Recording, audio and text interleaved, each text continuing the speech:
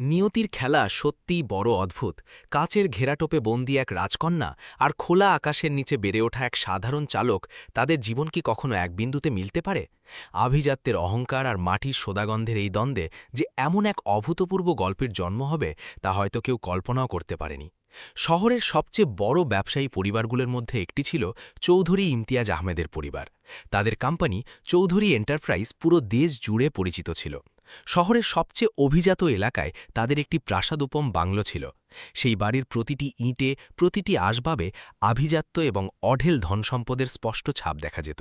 বিশাল বড় সবুজ বাগান, মার্বেল পাথরের তৈরি ঝকঝকে সিঁড়ি, ডজনখানেক চাকরবাকর এবং গেটের বাইরে সারি সারি দাঁড়িয়ে থাকা বিশ্বের সব নামিদামি ব্র্যান্ডের গাড়ি।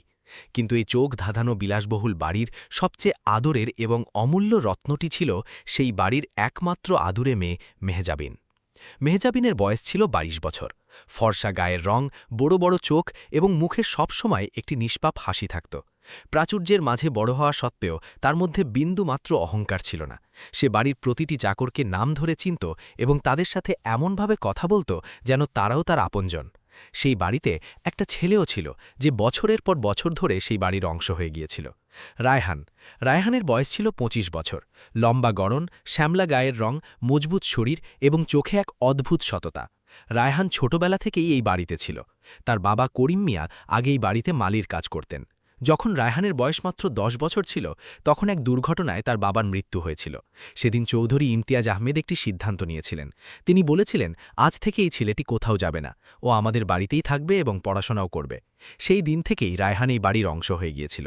মেহজাবিনের বয়স তখন ১২ বছর ছিল। দুজনের বয়সের পার্থক্য ছিল মাত্র ৩ বছর। তাই ছোটবেলায় দুজনে প্রায়ই একসাথে খেলাধুলো করত। কখনো বাগানে দৌড়াদৌড়ি হতো, কখনো গাছের নিচে বসে গল্প হতো। সময় বয়ে চলল।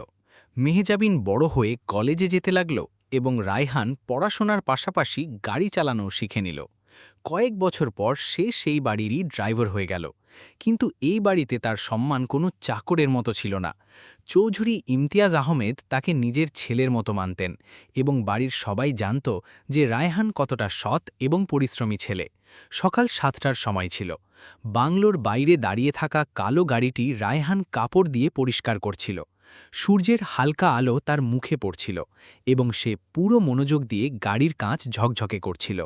তখনই পেছন থেকে একটি আওয়াজ আসলো, আরে রায়হান, তুমি আবার সকাল সকাল কাজে লেগে পড়লে?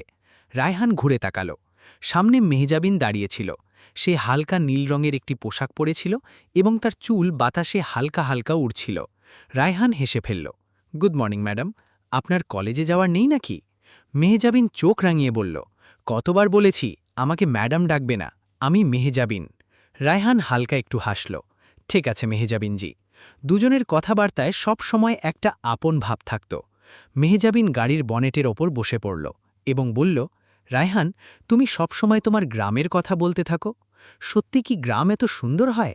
রায়হান কাপড় ভাঁজ করতে করতে বলল, শুধু সুন্দর নয়, অনেক শান্তিময় হয়। সেখানে সকালে সূর্য উঠলে এমন মনে হয় যেন পুরো পৃথিবীটা সোনার হয়ে গেছে। খেতে বাতাস বইলে সরিষা এমনভাবে দুলে ওঠে যেন কোনো গান গাইছে। মেহজাবিন খুব মনোযোগ দিয়ে তার কথা শুনছিল। তার চোখে এক অদ্ভুত চমক চলে আসলো। সে ধীরে করে জিজ্ঞেস করল, আমি কখনো গ্রাম দেখিনি, ছোটবেলা থেকে শুধু এই শহরটাই দেখেছি। সত্যি কি মাটির গন্ধ এত ভালো হয়? রায়হান হাসল। বৃষ্টির পর যখন ক্ষেতের মাটি সুবাস ছড়ায় না, তখন মনে হয় যেন পৃথিবী নিজেই হাসছে। মেহজাবিন কিছু মুহূর্ত চুপ থাকল। তারপর হঠাৎ সে বলল, রায়হান, আমাকে তোমার গ্রামে যেতে হবে। রায়হানের হাত ওখানেই থেমে গেল। কি? মেহজাবিন উৎসাহের সাথে বলল, হ্যাঁ, আমি সত্যি গ্রাম দেখতে চাই। ক্ষেত, পুকুর, গরুর গাড়ি, মাটির ঘর, সব কিছু। রায়হান কিছুটা ঘাবড়ে গেল। কিন্তু মেহজাবিন, আপনার গ্রামে যাওয়াটা ঠিক হবে না। ওখানকার জীবন খুব সাধারণ, আপনার সেখানে কষ্ট হবে। মেহজাবিন হাসতে হাসতে বলল, আমি ধনী, এর মানে এই নয় যে আমি মাটির উপর হাঁটতে পারি না। রায়হান কিছুই বলল না, কিন্তু তার মুখে হালকা হাসি ফুটে উঠল। ঠিক তখনই বাংলোর দরজা দিয়ে চৌধুরী ইমতিয়াজ আহমেদ বাইরে এলেন। তিনি দুজনকে কথা বলতে দেখলেন এবং কাছে এসে বললেন, কি আলোচনা চলছে? মেহজাবিন সাথে সাথে উঠে তার কাছে চলে গেল। বাবা, আমি রায়হানের গ্রামে যেতে চাই। চৌধুরী ইমতিয়াজ আহমেদ কিছুটা চমকে উঠলেন। গ্রাম? মেহজাবিন মাথা নাড়ল। হ্যাঁ বাবা, ব্যাস ২ দিনের জন্য আমি গ্রাম দেখতে চাই। কিছু মুহূর্তের জন্য সেখানে নীরবতা ছেয়ে গেল। তারপর চৌধুরী ইমতিয়াজ আহমেদ হাসলেন। যদি তোমার ইচ্ছে হয় তবে কেন নয়, যাও। কিন্তু ঠিক তখনই পেছন থেকে একটি জোরালো আওয়াজ আসলো। এটা কখনই হতে পারে না। সবাই ঘুরে তাকালো। মেহজাবিনের মা রোকসানা বেগম দরজায় দাঁড়িয়েছিলেন। তার চোখে মুখে স্পষ্ট বিরক্তি ছিল। তিনি বললেন, আমাদের মেয়ে কোনো ড্রাইভারের গ্রামে যাবে? লোকে কি বলবে? মেহজাবিন শান্ত গলায় বলল, মা, ও শুধু ড্রাইভার নয়, ও ছোটবেলা থেকে আমাদের সাথে আছে। কিন্তু রোকসানা বেগমের চেহারা কঠোর ছিল। তিনি বললেন, আমার এটা একদমই পছন্দ নয়। পরিবেশ হঠাৎ ভারী হয়ে গেল। কিন্তু চৌধুরী ইমতিয়াজ আহমেদ ধীরে করে বললেন, রোকসানা, মাঝে মাঝে বাচ্চাদের দুনিয়া দেখতে দেওয়া উচিত। মেহজাবিনের চোখে আশা জেগে উঠল। চৌধুরী ইমতিয়াজ আহমেদ রায়হানের দিকে তাকিয়ে বললেন, রায়হান, মেহজাবিন যদি গ্রামে যেতে চায় তবে কি তুমি তাকে নিয়ে যাবে?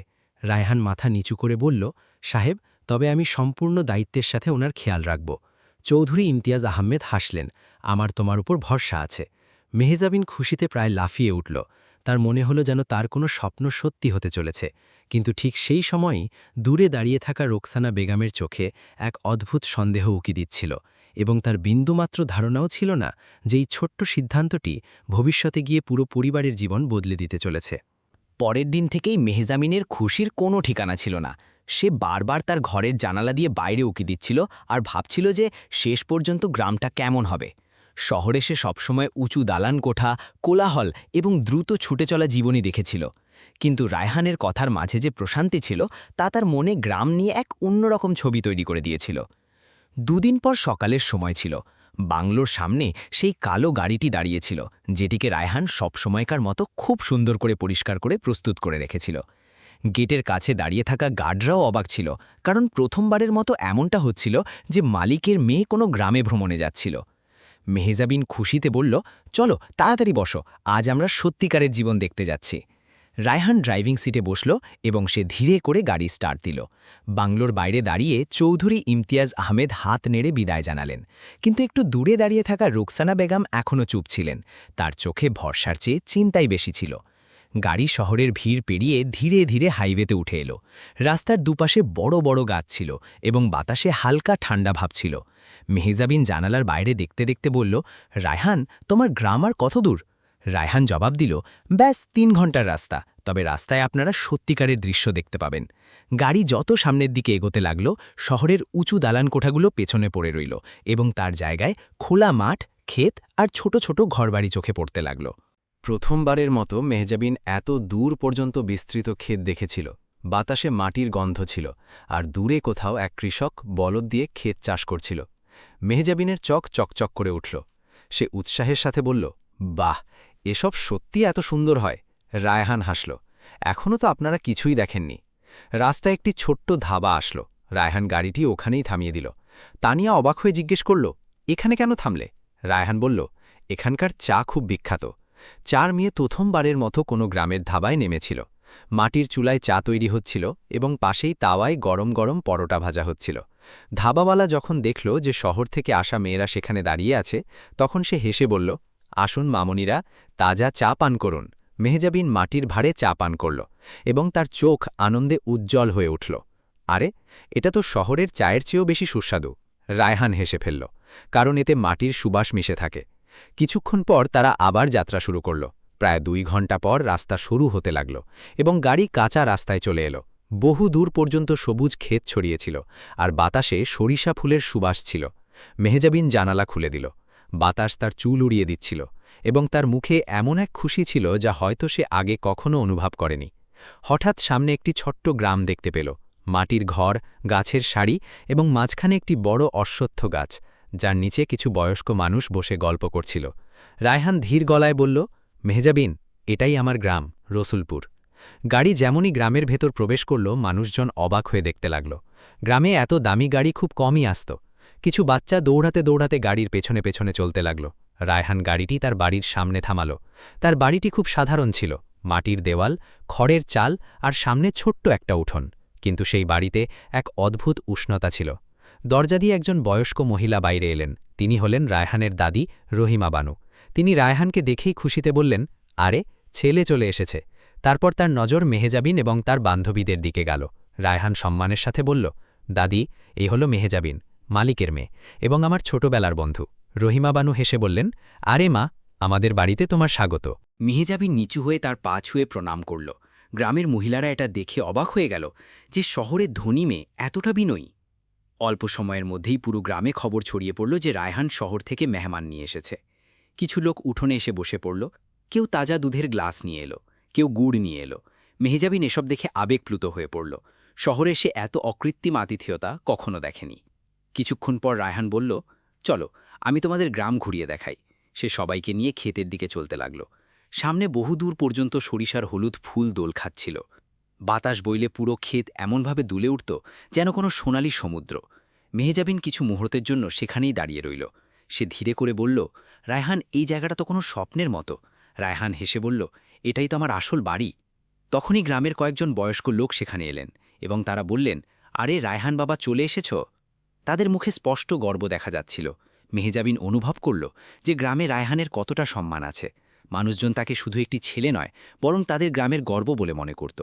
মেহেজাবিন মনে মনে ভাবল যে ছেলেটিকে শহরে মানুষ শুধু ড্রাইভার বলে, সেই এখানে এত মানুষের হৃদয় সম্মান নিয়ে আছে। সেই মুহূর্তে তার মনে রায়হানের জন্য এক নতুন সম্মানের জন্ম নিয়েছিল। কিন্তু তখনও তার ধারণা ছিল না যে গ্রামে কাটানো এই দুটো দিন তার জীবনের গতিপথই বদলে দেবে। বন্ধুরা, যদি আপনাদের গল্পটি ভালো লেগে থাকে তবে আপনাদের কাছে আমার একটি ছোট্ট বিনীত নিবেদন, আপনারা এই ভিডিওটিতে একটি লাইক দিয়ে আমাদের চ্যানেলটি সাবস্ক্রাইব করে নিন এবং ভিডিওটি শেয়ারও করে দিন। রসুলপুর গ্রামে সেদিন যেন এক অন্যরকম চাঞ্চল্য ছিল। শহর থেকে আসা 4 মেয়ে গ্রামের জন্য কোনো অদ্ভুত খবরের চেয়ে কম ছিল না। কিন্তু সবচেয়ে বেশি যে বিষয়টি মানুষের মন জয় করেছিল তা হল মেহেজাবিনের স্বভাব। ধনী পরিবারের মেয়ে হওয়া সত্ত্বেও তার আচরণে বিন্দুমাত্র অহংকার ছিল না। সে সবার সাথে হাসি মুখে কথা বলত, বয়স্কদের নমস্কার করত এবং বাচ্চাদের সাথে হাসি ঠাট্টা করত। বিকেল গড়াতে গড়াতে গ্রামের মহিলারা রায়হানের বাড়ির উঠোনেই চুলা জ্বালিয়ে দিল। মাটির চুলায় তাজা খাবার তৈরি হচ্ছিল, ঘিয়ের সুবাস বাতাসে ছড়িয়ে পড়ছিল। একটি বড় লোহার কড়াইতে সরিষার শাক রান্না হচ্ছিল এবং তাওয়ায় গরম গরম ভুট্টার রুটি ভাজা হচ্ছিল। মেহেজাবিন প্রথমবারের মতো এসব এত কাছ থেকে দেখছিল। সে উৎসাহের সাথে বলল, রায়হান, আমিও কি রুটি বানানোর চেষ্টা করতে পারি?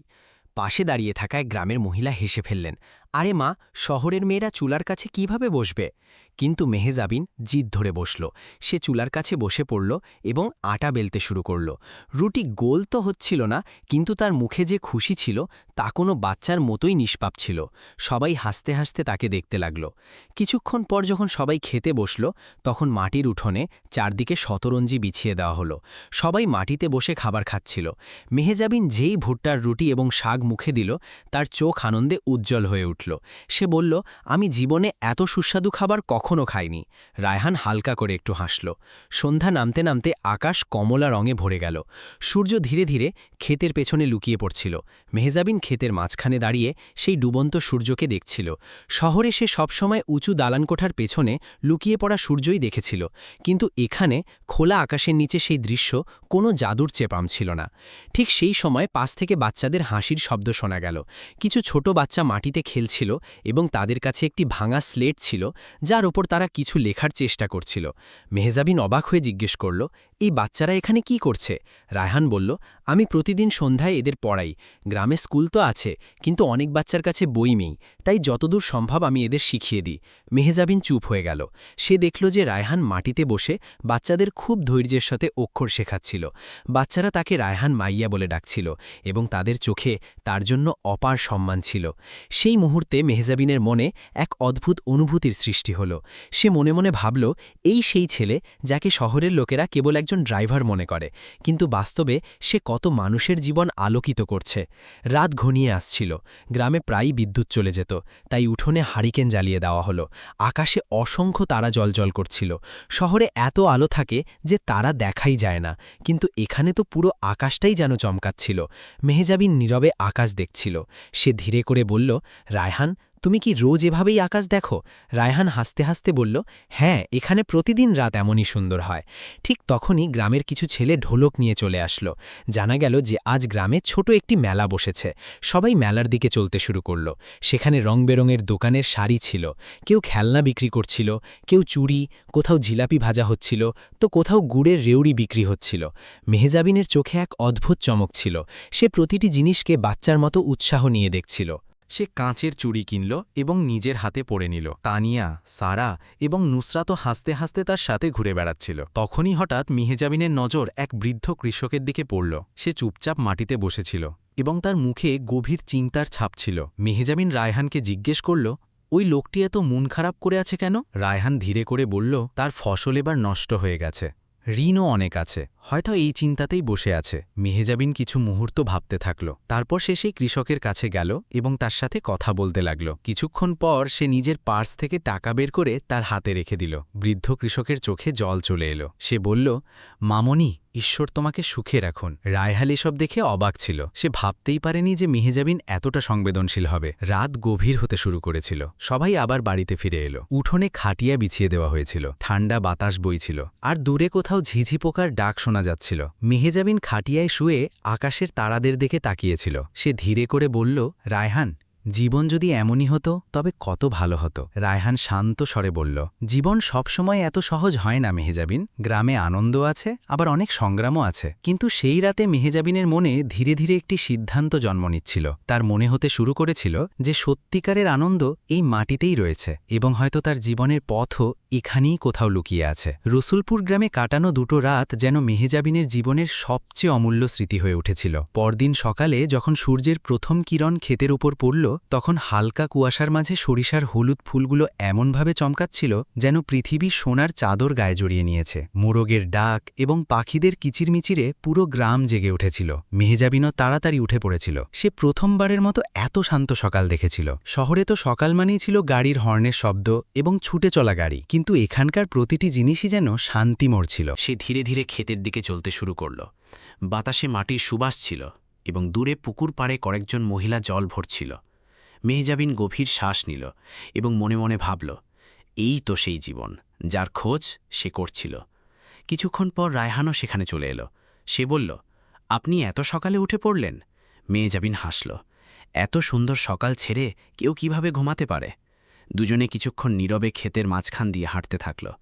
বাতাস বইলেই গমের শীষগুলো দুলে উঠত এবং হালকা খসখস শব্দ আসত। সেই মুহূর্তে মেহেজাবিনের মনে একটি কথা বারবার আসছিল। অবশেষে সে সাহস করে বলল, রায়হান, আমি যদি চিরকালের জন্য এখানে থাকতে চাই তবে? রায়হান থমকে দাঁড়াল। সে অবাক হয়ে মেহেজাবিনের দিকে তাকাল। আপনি কি বলছেন? মেহেজাবিন গম্ভীর গলায় বলল, আমি সত্যি বলছি। আমার এখানে খুব শান্তি লাগে। শহরে সব কিছু আছে, কিন্তু তারপরেও মনটা ফাঁকা ফাঁকা লাগে। এখানে এসে মনে হচ্ছে যেন সত্যিই জীবন বেঁচে আছি। রায়হান কিছুক্ষণ চুপ থাকল। তারপর সে ধীরে করে বলল, মেহেজাবিন, এই সিদ্ধান্ত এতটা সহজ নয়। আপনার পরিবার, আপনার দুনিয়া, সবকিছু শহরে রয়েছে। মেহেজাবিন শান্ত স্বরে বলল, কিন্তু আমার মনটা এখানেই রয়ে গেছে। এ কথা শুনে রায়হান কিছুই বলল না। তার মনেও অনেক রকম অনুভূতি জাগছিল, কিন্তু সে নিজেকে সামলে নিল। সেদিন দুপুরেই মেহেজাবিন এবং তার বান্ধবীদের শহরে ফিরে যাওয়ার কথা ছিল। পুরো গ্রামের লোক তাদের বিদায় জানানোর জন্য উঠোনে জড়ো হল। রহিমা বানু মেহেজাবিনের মাথায় হাত রেখে বললেন, মামনি, যখনই ইচ্ছে করবে এখানে চলে আসবে। এই বাড়িটি তোমারও। মেহেজাবিনের চোখ কিছুটা ভিজে উঠল। সে নিচু হয়ে তাকে প্রণাম করল। তারপর রায়হান গাড়ি স্টার্ট দিল এবং সবাই শহরের দিকে রওনা হল। পুরোটা রাস্তা মেহেজাবিন চুপচাপ ছিল। তার চোখের সামনে বারবার সেই ক্ষেত, সেই মাটি, সেই গ্রামের মানুষজন ভেসে আসছিল। 3 ঘন্টা পর গাড়িটি আবার সেই বিলাসবহুল বাংলোর সামনে এসে থামল। গার্ডগেট খুলে দিল এবং গাড়িটি ভেতরে চলে গেল। চৌধুরী ইমতিয়াজ আহমেদ আগে থেকেই বাইরে দাঁড়িয়েছিলেন। তিনি হাসি মুখে জিজ্ঞেস করলেন, কেমন লাগলো গ্রাম? মেহেজাবিন গাড়ি থেকে নেমেই তাকে জড়িয়ে ধরল এবং বলল, বাবা, সেই জায়গাটা তো স্বর্গের মতো। কিন্তু পেছনে দাঁড়িয়ে থাকা রোকসানা বেগমের মুখে সেই পুরনো বিরক্তিটাই ছিল। রাতে যখন সবাই ডাইনিং টেবিলে বসল, তখন হঠাৎ মেহেজাবিন এমন একটি কথা বলল যা পুরো বাড়িতে নীরবতা নামিয়ে আনল। সে শান্ত অথচ দৃঢ় গলায় বলল, বাবা, আমি একটা সিদ্ধান্ত নিতে চাই। চৌধুরী ইমতিয়াজ আহমেদ জিজ্ঞেস করলেন, কেমন সিদ্ধান্ত? মেহেজাবিন গভীর শ্বাস নিয়ে বলল, আমি গ্রামে থাকতে চাই, রায়হানের সাথে। এটা শোনা মাত্রই রোকসানা বেগমের চোখ রাগে বড় বড় হয়ে গেল। তিনি জোরে বললেন, দেখলে, আমি আগেই বলেছিলাম ওই ছেলেটা আমাদের মেয়েকে ভুল বুঝিয়েছে। কিন্তু মেহেজাবিন সাথে সাথে বলল, না মা, এটা আমার নিজের সিদ্ধান্ত। পরিবেশ হঠাৎ উত্তেজনায় ভরে গেল। ঠিক সেই সময় সেখানে আরেকজন মানুষ বসেছিলেন, কোম্পানির ম্যানেজার জহিরুল ইসলাম। তিনি অনেক বছর ধরে চৌধুরী ইমতিয়াজ আহমেদের কোম্পানি সামলাচ্ছিলেন এবং তার মনে এক অন্যরকম পরিকল্পনাই চলছিল। তিনি চেয়েছিলেন যে মেহজাবিনের বিয়ে তার ছেলের সাথে হোক, যাতে কোম্পানির উপর তার পুরো অধিকার প্রতিষ্ঠিত হয়। তাই তিনি সাথে সাথেই বললেন, স্যার, আমার মনে হয় এসব ওই ছেলেটারই চাল। কিন্তু চৌধুরী ইমতিয়াজ আহমেদ চুপচাপ বসে রইলেন। তার চোখে মুখে গভীর চিন্তার ছাপ দেখা যাচ্ছিল। সেই রাতেই বাড়ির এক কোণে দুজন লোক ফিসফিস করে কথা বলছিল, রোকসানা বেগম এবং জহিরুল ইসলাম। জহিরুল ইসলাম নিচু গলায় বললেন, যদি ওই ছেলেটা রাস্তা থেকে সরে যায় তবে সব কিছু ঠিক হয়ে যাবে। রোকসানা বেগম ঘাবড়ে গিয়ে জিজ্ঞেস করলেন, তুমি কি বলতে চাইছ? জহিরুল ইসলামের মুখে এক ভয়ঙ্কর হাসি ফুটে উঠল। শুধু এটুকু বুঝে নিন, যদি রায়হান না থাকে তবে আপনার মেয়ে নিজেই সবকিছু ভুলে যাবে। সেই রাতে এক ভয়ঙ্কর ষড়যন্ত্র জন্ম নিয়েছিল এবং কারো ধারণাই ছিল না যে আগামী দিনগুলোতে এই ষড়যন্ত্র এমন এক ঝড়ে পরিণত হবে যা পুরো পরিবারের সত্যিকে সামনে নিয়ে আসবে। সেই রাতের পর বাড়ির পরিবেশ পুরোপুরি বদলে গিয়েছিল। মেহজাবিন নিজের সিদ্ধান্তে অটল ছিল এবং রোকসানা বেগমের রাগ দিনের পর দিন বেড়েই চলেছিল। অন্যদিকে কোম্পানির ম্যানেজার জহিরুল ইসলামও মনে মনে খুব অস্থির ছিলেন, কারণ যদি মেহজাবিনের বিয়ে রায়হানের সাথে হয়ে যায় তবে তার বছরের পর বছর ধরে দেখা স্বপ্ন ভেঙে যেত। পরের দিনই জহিরুল ইসলাম নিজের দুজন লোককে ডাকলেন এবং নিচু গলায় বললেন, একটা কাজ করতে হবে। এমন যেন মনে হয় কোনো দুর্ঘটনা ঘটেছে, তবে ওই ছেলেটা যেন বাঁচতে না পারে। অন্যদিকে রায়হান নিজের রোজকার কাজে লেগেছিল। তার এসব ষড়যন্ত্রের বিন্দুমাত্র খবরও ছিল না। বিকেলে সে কোম্পানির গাড়ি নিয়ে শহরের একটি গুদাম থেকে জিনিস আনতে যাচ্ছিল। রাস্তা নির্জন ছিল এবং হালকা বৃষ্টি শুরু হয়ে গিয়েছিল। হঠাৎ পেছন থেকে একটি দ্রুতগামী ট্রাক তার গাড়ির একদম কাছাকাছি চলে এলো। ট্রাকটি বারবার হর্ন বাজাচ্ছিল এবং গাড়িটিকে ধাক্কা মারার চেষ্টা করছিল। রায়হান সাথে সাথেই বুঝতে পারল যে এটি কোনো সাধারণ ঘটনা নয়, বরং একটি পরিকল্পিত ষড়যন্ত্র ছিল। যখন এই খবর চৌধুরী ইমতিয়াজ আহমেদের কাছে পৌঁছাল, তখন তার পায়ের তলার মাটি সরে গেল। তিনি সাথে সাথেই হাসপাতালে পৌঁছালেন, যেখানে রায়হানের চিকিৎসা চলছিল। মেহজাবিনও সেখানে পৌঁছে গেল। সে যখনই রায়হানকে আহত অবস্থায় দেখল, তার চোখ দিয়ে জল পড়তে লাগল। সে রায়হানের হাত ধরে বলল, এসব আমার জন্য হয়েছে। কিন্তু রায়হান দুর্বল গলায় বলল, না মেহজাবিন, সত্য কখনো হারে না। অন্যদিকে পুলিশ যখন ট্রাক ড্রাইভারকে কঠোরভাবে জিজ্ঞাসাবাদ করল, তখন সে সব কিছু বলে দিল। সে স্বীকার করল যে এই হামলা জহিরুল ইসলামের কথাই করা হয়েছিল। এ কথা শোনা মাত্রই চৌধুরী ইমতিয়াজ আহমেদের ভেতর রাগের আগুন জ্বলে উঠল। কিন্তু গল্প এখানেই শেষ হয়নি। তদন্ত যখন আরও এগোলো, তখন আরেকটি চমকে দেওয়ার মতো সত্যি সামনে এলো। এই ষড়যন্ত্রে রোকসানা বেগমও যুক্ত ছিলেন। এ কথা শুনে মেহজাবিনের পায়ের তলার মাটি সরে গেল। সে বিশ্বাসই করতে পারছিল না রহস্যয় যে তার নিজের মা এতটা নিচে নামতে পারেন।